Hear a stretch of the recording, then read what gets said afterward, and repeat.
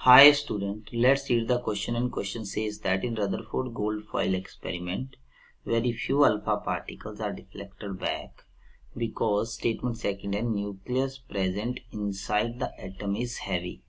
जो एटम के अंदर न्यूक्लियस प्रेजेंट है वो आपके पास क्या, दैट इज वेरी हैवी. तो देखिए यहाँ पर अगर हम बात करें की कंसेप्ट की कंसेप्ट आपके पास क्या है, व्हाट इज योर की कंसेप्ट, इसको देखा जाए तो ये आपके पास है रदरफोर्ड, यहाँ पे आपके पास आ जाएगा गोल्ड फॉइल एक्सपेरिमेंट. रदरफोर्ड यहाँ पे आपके पास बनेगा गोल्ड और यहाँ पे आपके पास बनेगा दैट इज फॉइल एक्सपेरिमेंट जो है ये आपके पास है यहाँ पे आ जाता है. देखिए इसमें क्या होता है कि हमारे पास एक थिन शीट लिया जाता है गोल्ड का और इसके ऊपर अल्फा पार्टिकल्स क्या करते हैं, स्ट्राइक करते हैं, ठीक है. और यहाँ पे हमने एक पैटर्न लगाया हुआ, यहाँ पे पैटर्न ऑब्जर्व किया जाता है.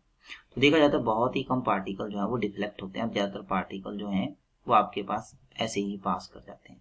देखिए अल्फा पार्टिकल के ऊपर कौन सा चार्ज होता है, अल्फा पार्टिकल्स के ऊपर पॉजिटिव चार्ज होता है. तो ये पॉजिटिवली चार्ज पार्टिकल कब डिफ्लेक्ट होंगे, जब इसके सामने पॉजिटिव चार्ज आएगा.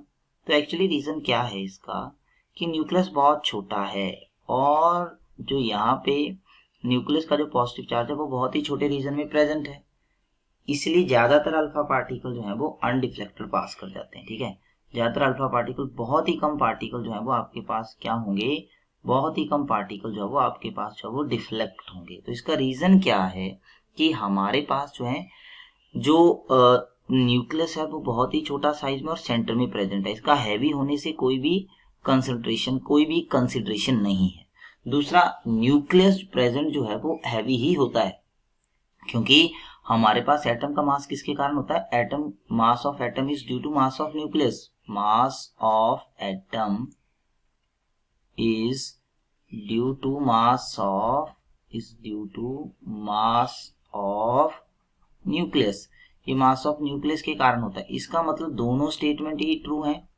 ये भी आपके पास ट्रू स्टेटमेंट है, ये भी आपके पास ट्रू स्टेटमेंट है, पर दोनों एक दूसरे की एग्जैक्ट एक्सप्लेनेशन नहीं है, करेक्ट एक्सप्लेनेशन नहीं है. जो सेकंड है वो फर्स्ट की करेक्ट एक्सप्लेनेशन नहीं है.